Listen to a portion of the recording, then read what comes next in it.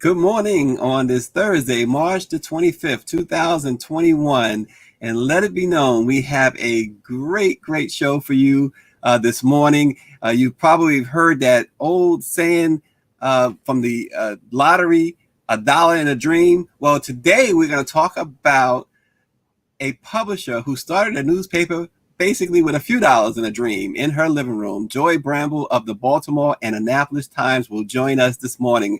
Let us first, though, bring on our president and CEO, Dr. Ben Chavis. Good morning, Dr. Chavis. Good morning, Stacey. How are you? On behalf of the National Newspaper Publishers Association, Karen Carter Richards, our distinguished chair, and all the members of our board of directors of the NNPA, we welcome everybody, and certainly we're looking forward to the distinguished publisher of the Baltimore Times and Annapolis Times being with us this morning. Absolutely. Dr. Chavis, first, let's talk about this because you brought this to my attention that a settlement was reached in the Maryland HBCU's case. $577 million finally going to Bowie State, Coppin, Morgan State, and the University of Maryland Eastern Shore. It's been a 15-year journey, and Governor Hogan finally signed off on the settlement, Dr. Chavis. It was a long litigation. It was a long fight. And thank God for HBCUs in Maryland. Thank God for all the lawyers. Thank God for NAFIO, the National Association for Equal Opportunity in Higher Education, Dr. Leslie Baskerville and others who helped lead that fight. The former president of Morgan State, for years and years, like I said, 15 years of litigation, but finally now a settlement. And the settlement shows that these HBCUs over a long period of time were historically denied equal funding with the University of Maryland system. That's what the whole suit was about. I think this is a precedent-setting settlement. Now I believe that HBCUs, particularly those that are funded by states and other states across the United States, will have an opportunity to get more equity. 2021, this is the year of equity, economic equity. And so we salute all of the HBCUs, and it shows you the importance of stick-to-itiveness, perseverance, not giving up. A lot of times there are different court. I've been to some of the hearings, Stacey, over in Maryland, in federal court when these litigations were going on. They were long, drawn out, many months of depositions. But truth always wins out on the final analysis. Sometimes they say justice is slow, but it eventually comes out. And this is a great case, precedent-setting case for the state of Maryland and for the HBCUs in Maryland. Yeah, absolutely. And you can read a whole lot more about that at blackpressusa.com and our member papers like the Baltimore Times and the Washington Informer and the Afro all cover that area. So moving on to the next topic, Dr. Chavis. In Oakland, California, Mayor Libby Schaaf announced that the city would begin a guaranteed income project that would provide $500 per month for 18 months to Black families and families of color. The assistance targets low-income families in the 426,000 population city. Mayor Schaaf detailed that the money comes with no strings attached and recipients can use it as they are pleased. She says, we have designed this demonstration project to add to the body of evidence and to begin this relentless campaign to adopt a guaranteed income federally. The station ABC there in Oakland reported that the project is called Oakland Resilient Families, and it so far has raised over $6.75 million from private donors. The program requires residents to have at least one child under 18 and income at or below 50% of the area median income, which is about $59,000 per year for a family of three. So more sort of like a reparations type thing in Oakland, California, Dr. Chavis. Well, again, following what Everson, Illinois did last week, we again salute the city of Oakland, California. A lot of good things come out of Oakland. A shout out to the Oakland Post, Paul Cobb, one of our publishers in Oakland, and to Congresswoman Barbara Lee, who's the Congresswoman in the United States Congress representing Oakland. distinguished member of the Congressional Black Caucus, and then the mayor. We thank the mayor and the city council of Oakland, California, for taking this step, taking this leadership step to bring about sustainability. That's why we're saying that while we're still involved in this COVID-19 pandemic, there are efforts at municipal level, at state level, and certainly at the federal level to address the question of equity, economic equity, reparations, repairing, resiliency. And so all of these things, guaranteed income, raising the minimum wage to $15, all these things are going to help restore a sense of decency, a sense of equity, and give people not only hope, but a pathway to get themselves out of poverty. We need a pathway to wealth, not a pathway to poverty. Absolutely. And Dr. Chavis, you're right. You could read more about this in the Oakland Post, one of our member newspapers. Also, the IRS has delayed the April 15th tax deadline until May 17th this year as the agency attempts to process both tax refunds and a third round of stimulus checks. This continues to be a tough time for many people, said IRS Commissioner Chuck Reddick. He says the IRS wants to continue to do everything possible to help taxpayers navigate the unusual circumstances related to the pandemic while also working on important tax administration responsibilities. The Washington Informer reports that it is estimated that 85% of Americans will be eligible for the stimulus payments, and the goal is to have millions of the payments dispersed in the next few weeks. So you can read more about that, Dr. Chavis, in the Washington Informer. Absolutely. Well, again, the Biden-Harris administration has a different attitude than the former Trump administration. And so we're looking for the Department of Treasury, the Department of Agriculture, they made an announcement about helping Black farmers. I think this is a new day in America, but we have to be persistent. We have to keep our faith, but keep being observant and making sure that our constituencies, our families, and our communities don't miss any of these opportunities. That's why the Black press is so important, to keep our people informed and how to navigate forward as we try to struggle to emerge out of COVID-19. Yes, and finally in the news today, we salute Nichelle Turner. She made history after being named the new co-host of Entertainment Tonight. As reported by Rolling Out, Turner is the first Black woman to lead the show and will host alongside Kevin Frazier. This occasion also marks the first time two African Americans have taken the lead together. Turner tells Rolling Out that it means everything to me. Make no mistake about it. I believe and have always believed that I was the best person for the job, but it was never lost on me that it was also bigger than just me. Congratulations to Nichelle Turner. Rolling Out is a distinguished member of the National Newspaper Publishers Association. Our publishers are really on it. Yeah, absolutely. And speaking of our publishers being on it, she had a PC, $732, and a passion to tell the real stories, the positive stories about African Americans. Joy and Peter Bramble pledged to produce a newspaper that would immortalize the achievements, events, and proud moments of a people who were often depicted through negative imagery via the media. The Baltimore Times was started in Joy Bramble's kitchen table at 1800 Madison Street in November of 1986. It started out as a monthly publication. The Baltimore Times soon became a newspaper its readers could not do without. So let's talk now to the publisher of the Baltimore Times. We welcome Joy Bramble. Me on this fantastic program. It's great to have you. We wish we could see more of your face. Let me see. There you go. Is that better? Okay. I just had to get my 70-year-old grandson to show me how to turn the volume up on my PC, which tells you what legacy is all about. Oh, absolutely. Well, welcome, Joy. It's a privilege and a pleasure to have you. As I stated, there are many who know your story, and there are still many who don't, and it's such a compelling story. $732 at your kitchen table with just the PC. Talk about that a little bit. Well, the thing that people don't know is that $732 was my husband's paycheck. And after we paid the printing bill, we weren't sure how we were going to be able to eat that week. But but we did. And, as I said, sometimes when I'm mad or depressed or thinking, well, oh my God, those bills and whatnot, I harken back to the day when I went to collect our first printing, which was 3,000 papers. Trust me, I had no idea how many papers 3,000 papers actually were.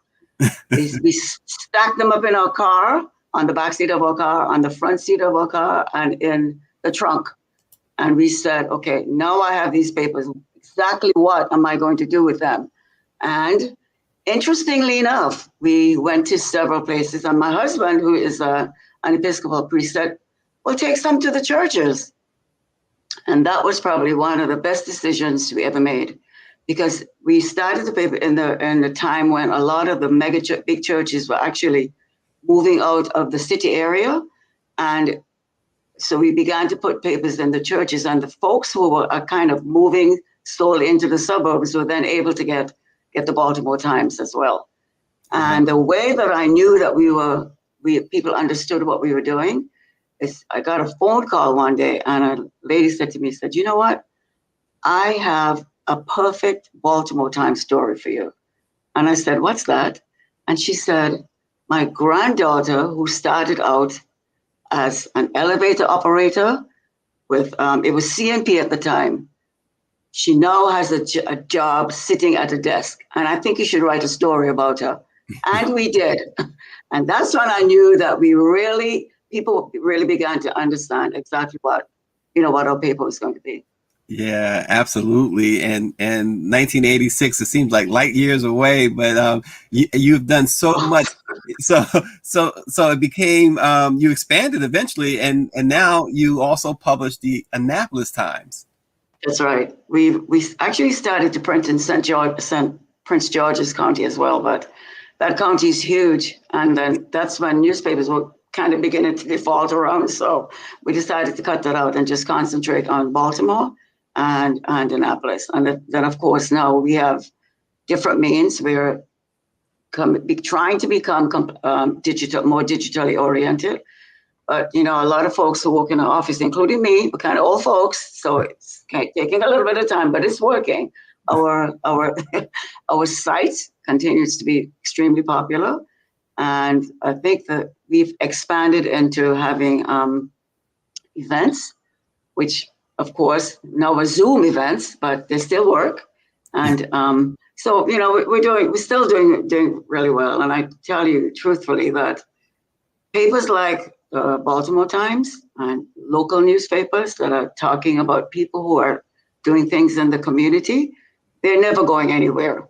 Sometimes I get mad and I said, I tell someone, I'm just sick of this, running after trying to pay the printing bill. And people around me would just raise their eyes and say, are you crazy? We can't do without Baltimore Times. I say, okay, then I guess we have to stay. Well, that's what we like to hear. Dr. James, I'm going to throw it over to you. Yes, thank you. And again, we salute the leadership of George Bramble and the Baltimore Times. In the NMPA, we say we're the trusted voice of the Black community. And certainly the Baltimore Times has earned the trust of Black people who live not only in Baltimore and Annapolis, but across the state of Maryland. And you're having such significant impact. George, why don't you tell us something about your family background? I always like our viewers to know that our publishers have roots not only where they're located, but also in the Caribbean and Africa and all over. Tell us about your perspective and your family background. Okay, truthfully, I'm from a little island called Montserrat in the Caribbean that nobody has ever heard of. It's 9 miles by 7 miles, 9 miles long by 7 miles wide. And until the volcano blew it up 25 years ago, nobody had any idea what this island was.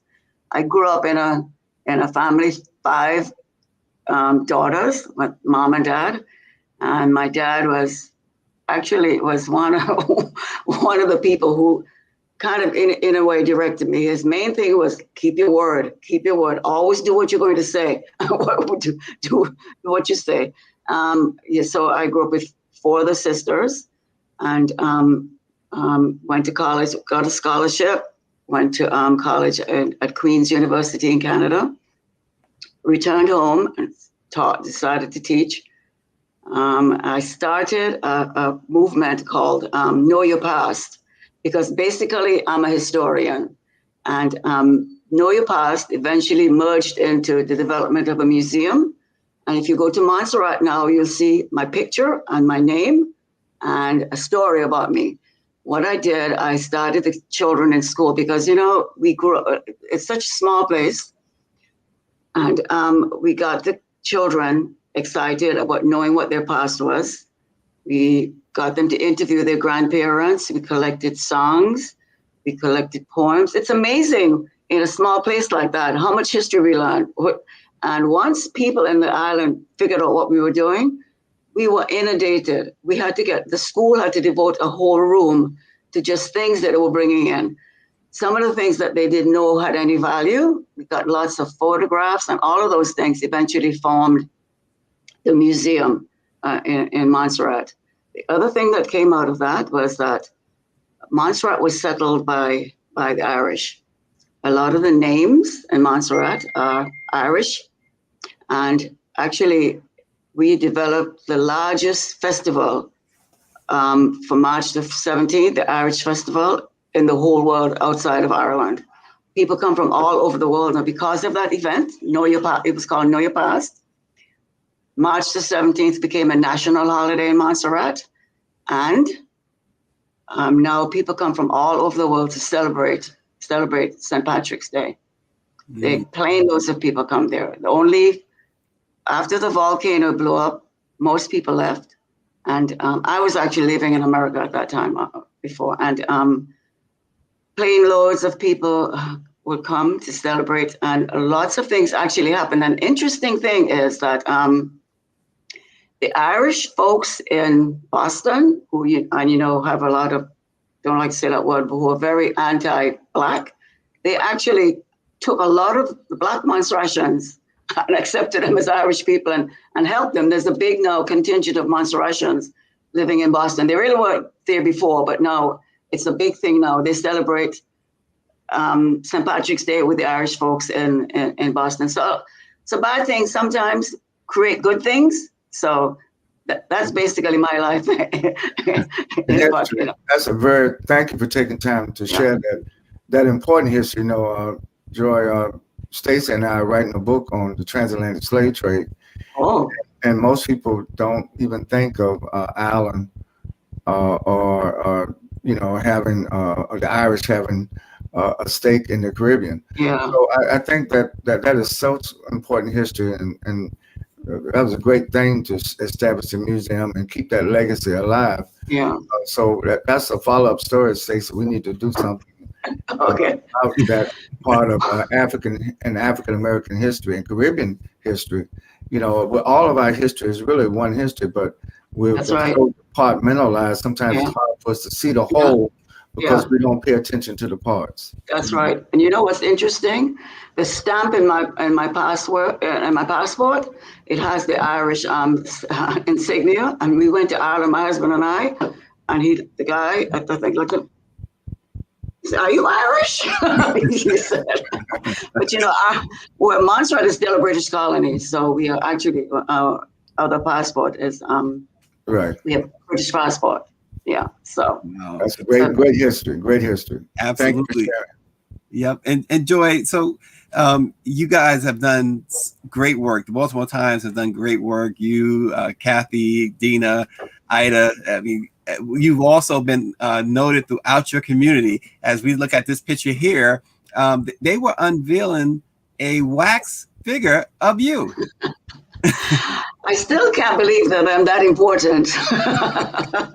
I know my grandchildren and my children think that, but to be recognized in a national organization, to me, that was the most significant honor that I could ever have had, because there's nothing better than being honored by your own people. Sometimes people honor you because they don't know your background, they know who you are. Maybe you've done something that they want to honor. But this is part of my community who saluted me and said I was doing something. I was very bigged up that day. And Dr. Chavis, Yes. I was so happy to see you because you know you're a celebrity, and he comes to my unveiling. I was so happy. I didn't know what to do with myself. Well, it was a great pretty day. important that day. And by the way, I'm launching, and Baltimore Times, our nonprofit, we are launching an effort to help the great blacks in wax. What's happening is that, of course, you know what's happening with the economy. They need help. They need help to do some new figures. They need help to do a lot of things in the building. And I figure now at this time, with everybody, all these big corporations giving money, we need to be able to access some of that, because what they do at the Great Blacks in Wax is so instrumental for our children. It tells the story. It gives the history of Black people, and the folks at the Blacks in Wax are so interested in it, and so in the community, children come in, they give them jobs, they train them. Some of them become doyens in the museum, and so we really have to support that. So Baltimore Times is getting a group together, and we are going to launch a program where we're asking the community to support it. You know, it could be $5, $10. All these other institutions have big money every year. I get thousands of letters every day begging me for money for this museum and that museum. And as Black folks, we have to learn to support, you know, what we're doing, and support ourselves, support our institutions, because people can come from all over the world. Actually, they have the Blacks in Wax, a lot of the money that the people who come are from all over the country, not just the country, all over the world now. And so we have to support our institutions, because these are our teaching instruments. So we're hoping to be able to get some money from the corporations, but more than that, as Black folks, we have to learn that we have to give. You know, we have to give sometimes to support a project that's worthwhile. So that's my 2 cents. And you see that underscores to Dr. Chavis enjoyed the importance of the black press, 194 years of the Black press, and this is what the Black press does. And our chair, Karen Carter Richards, is watching, and Joyce, she says that's awesome. She's talking about unveiling, and it's true. I can get some support from the NNP for that. Yeah, we will. Yeah. So Joy, obviously, as we've been discussing, you've made your mark in Baltimore and Annapolis, and really throughout Maryland, and now with everyone going with websites throughout the nation, throughout the world, really. Joy, do you have a favorite thing about the Baltimore Times, maybe a segment that you guys do, or is there something that really, for you, when you go to work every day, you say, well, this makes it really more enjoyable? Yeah. Do you know my favorite thing that we do in Baltimore Times is salute and uphold children. I just love those stories where children are doing things. We have actually, he's the son of one of our writers. His name is Tyler, and he has raised close to $100,000 for veterans. And it all started because I think he saw a veteran begging one day, and his mother said, she said, why is that man begging? And his mother kind of said, you know, he's the veteran and all of that stuff. And he says, well, who's feeding these veterans? And she said, well, people, or whatever it is, you know, kind of trying to flush it over and get rid of the conversation. And he says, you know what? I'm going to raise some money for these veterans. He's only 7 years old. He was 7 years old when he started. He has raised over $100,000 doing all kinds of things. He's almost national now. He has a GoFundMe page, but more than that, he's been on TV. He's raised funds on TV on different programs. Can't remember the names of them now. And he gives out bags. He goes to where the veterans are. He collects books, money, food, and gives all of those things out. I mean, what an amazing and inspiring story. And we've been able to support this young man. And I think that for one Tyler, there probably are many other people doing that, but nobody would think that, or even salute a Black child who's actually, you know, doing that. We want to uplift and honor children and families. The other thing is that I remember sitting on a plane one day, and a guy, man next to me said, your face looks familiar. And I said, yeah, I'm from Baltimore. He said, Baltimore? And I said, yeah. He said, what do you do? I said, oh, I have a newspaper. He went in his wallet and he said, look at this. It was a newspaper, an article from the Baltimore Times. Wow. It was about 25 years old. You know how when you fold paper together, how it says, you wrote this about my grandson, and I've kept it because it's the best thing that's ever been said about my family. You know how I felt? I was so proud. I wanted to yell all over the plane because to me that's why we do what we do. Yeah. That's what that's what you have to do that. Yeah. The other thing is I have a kid who came and asked me for a job. And he said, I'm an artist, I'm an opera singer, and I can't get a job anywhere. And the only reason I came to you, and I'm going to work for free, is because when I won a prize, the Baltimore Times is the only person who wrote a story about a Black opera singer. And he says, I'm going to work for you for no money. And he did. Yeah. Yeah. Wow. So, yeah. So this young man, Tyler, our producer, says we have to get him on this show. You should. He can talk. He can talk. Dina Wayne of the Baltimore Times says that Tyler has already been on Good Morning America and twice and Little Big Shots. That's right. Yeah. So we have to bring him on. Let it be known that way. He'll really get his props. Look, I didn't bring him on with me because I didn't want him to steal my show. But I do want to say that, coming from a little place like Montserrat, it gives you a very different perspective. You can have a lot of things, in the library. I think I read every book in the library by the time I was 10. And I always wanted to come to America. So I met my husband, and we actually got married within 3 months of meeting. And believe it or not, we're still married after 50 years.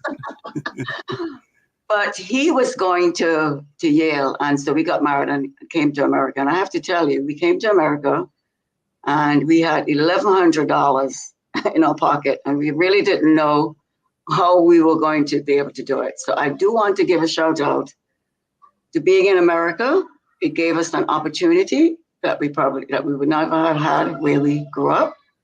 And it gave us an opportunity to be able to do something. And this, in a way, Baltimore Times is kind of a give back, because with $1,100, we were able for him to go to finish his master's and a PhD.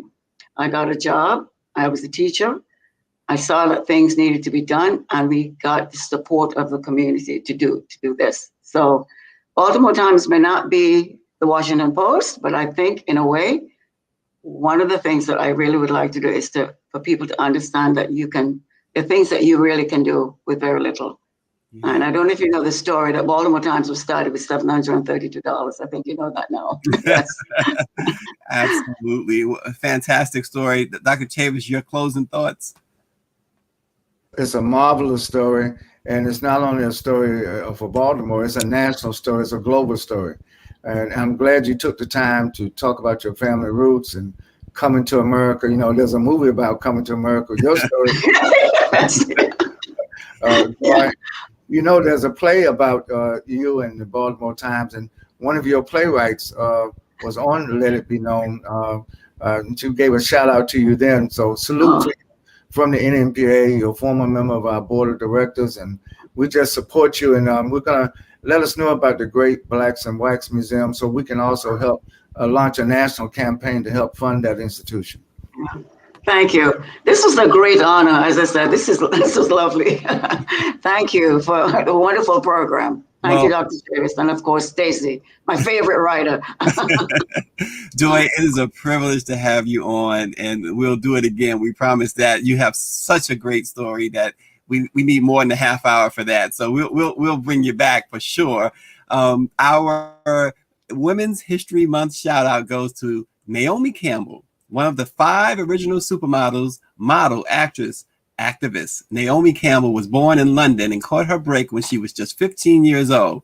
She has graced the covers of more than 500 magazines during her career and has been featured in campaigns for Burberry, Prada, Versace, Chanel, Dolce & Gabbana, Marc Jacobs, Louis Vuitton, Yves Saint Laurent, and Valentino. She was the first Black model to appear on the cover of Time magazine, French Vogue, and Russian Vogue, as well as the first British Black model to appear on the cover of British Vogue. The runway was her domain, and she showcased the collections of top designers, including Christian Dior, Versace, and others. Naomi has lent her time and efforts to many charitable causes, including the Nelson Mandela Children's Fund, founded by Nelson Mandela, based in South Africa. Its mission is to help individuals from birth to age 22, particularly orphans of the AIDS crisis. So we shout out Naomi Campbell. Let it be known, when we strive to become better than we are, everything around us becomes better too. We will see you tomorrow.